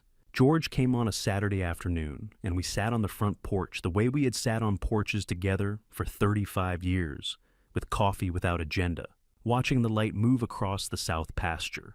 The barn roof had been repaired in June. The south fence was solid. The cattle operation was running on a rhythm that felt for the first time in more than a year, like something I had chosen rather than something I was merely maintaining. We talked about small things for a while.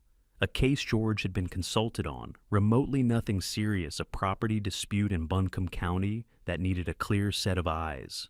The state of the county commission, whether the diner in Marshall had finally gotten a decent pie. Then George set his mug on the porch rail and looked out at the pasture and said without preamble the thing he had been waiting for the right moment to say. "You going to write to him?" I had been thinking about it since March.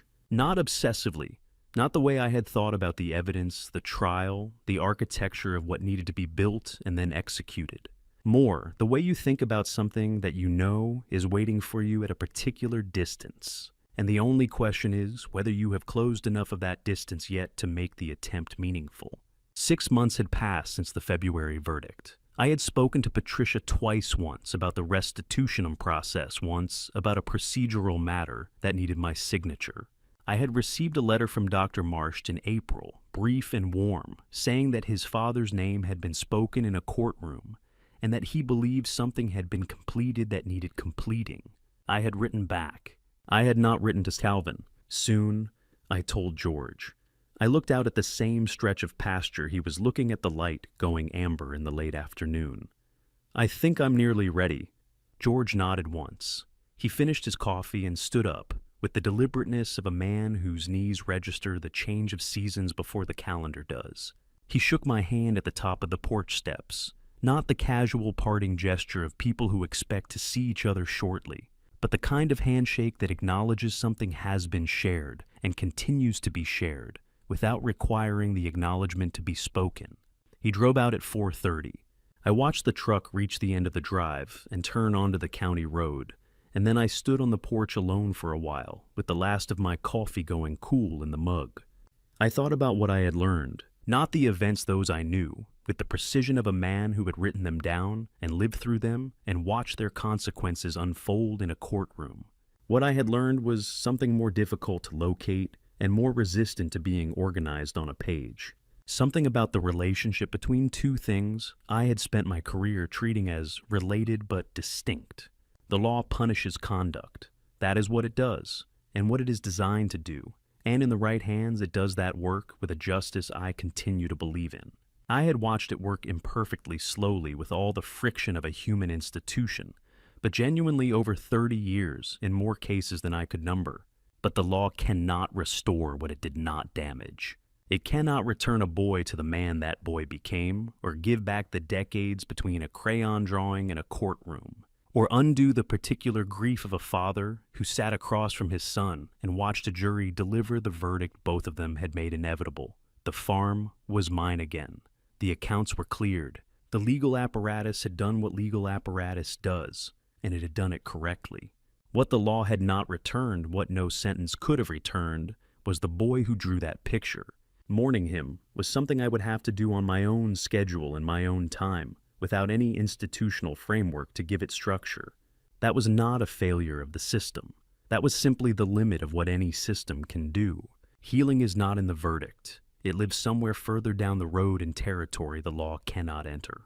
I went inside when the light began to go.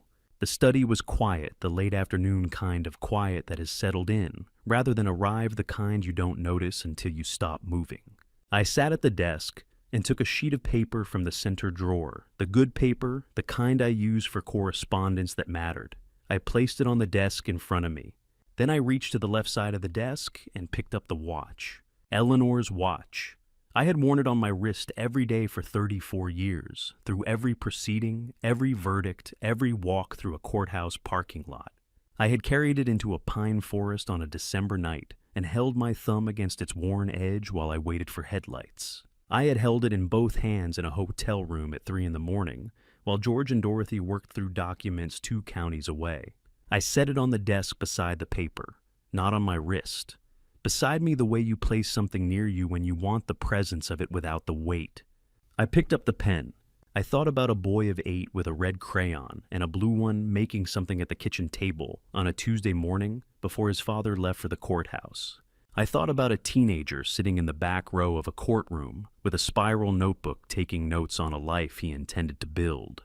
I thought about 2 quiet words spoken in a courtroom corridor at the end of February, low enough that only I could hear them. I thought about 32 minutes in a pine forest looking up through the gap in the trees at a cold December sky. About the 30 or 40 seconds before the truck engine engaged and the taillights moved away down the road. About a man sitting alone at a kitchen table at 3 a.m, saying something to the dark that he needed to be true. I touched the pen to the paper. Dear Calvin. I stopped. Outside the study window, the September light was going gold on the tree line at the far edge of the south pasture. Those trees had been saplings when Calvin was 9 years old, a Saturday in early spring, when I had rented a small auger and marked out the positions and the 2 of us had worked down the fence. Lined together Calvin in rubber boots 2 sizes too large that he had refused to exchange for a smaller pair, because he intended, he said, to grow into them. We had planted 23 trees that afternoon. 19 of them had survived. They were 40 feet tall now. I looked at them for a while.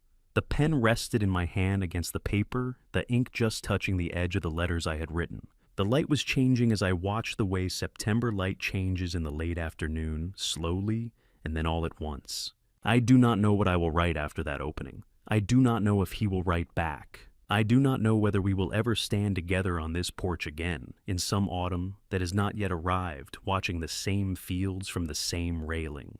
But I know this, I spent 30 years believing in the capacity of justice. I am not ready to stop believing in the capacity of forgiveness. Not yet, not today. But I am closer than I was yesterday. And for now, sitting at a desk in September, with Eleanor's watch beside me and a letter I have only just begun, and 19 trees standing at the far edge of a field that has belonged to my family for 3 generations. For now, that is enough. I am not going to tell you my story was exceptional. Every family carries weight, and most carry a version of this somewhere inside the trust extended too far. The moment when love and judgment pointed in opposite directions, and the person who paid the price for choosing love. I share this family story not because I believe my suffering was greater than yours, but because I believe what came out of it might be useful to someone sitting where I once sat. So here is what I would tell you, plainly. Do not do what I did. Do not let loneliness make your decisions. Do not sign documents because you are tired of eating alone. Do not confuse someone's return with someone's redemption. I was a man who spent 3 decades reading people for a living, and I still let grief make me careless. If it can happen to me, understand that it can happen to anyone. Family betrayal does not always arrive as an enemy. It arrives wearing a familiar face, carrying flowers, saying the things you have been waiting to hear. That is precisely what makes family betrayal so difficult to name and so important to recognize before the cost of recognition becomes too high. Watch your finances, keep your own counsel, maintain the relationships that were there before the new arrival. And if something feels wrong, trust that feeling the way you would trust any evidence because it is evidence. I believe, and I have believed this since, before I sat on any bench, that God places people in our lives at specific moments for reasons that are not always immediately legible. Doctor, Marsh did not find me by accident. Dorothy did not hold that journal by accident. George did not answer on the second ring by accident. When I was most alone, I was not in fact abandoned. That is the part of this family story that I return to most often. Family betrayal leaves a mark. I will not pretend otherwise, but it does not have to leave the final word. The letter on my desk still begins, "Dear Calvin," and nothing more. Perhaps it will for a while yet. Forgiveness is not a decision you make once. It is a direction you choose to keep moving in one day at a time without any guarantee of arrival. That is where I am, moving. Thank you for staying with me through every part of this. If you found yourself in Thomas's position, facing that moment when trust collapsed and the road forward was unclear, I'd genuinely like to know what you would have done. Leave your thoughts in the comments. And if this family story meant something to you, consider subscribing so you don't miss what comes next. A note: while this story draws from real emotional truths and social themes, certain elements have been shaped for narrative purposes. If this style of storytelling isn't your preference, there's plenty more on this channel. Find what speaks to you.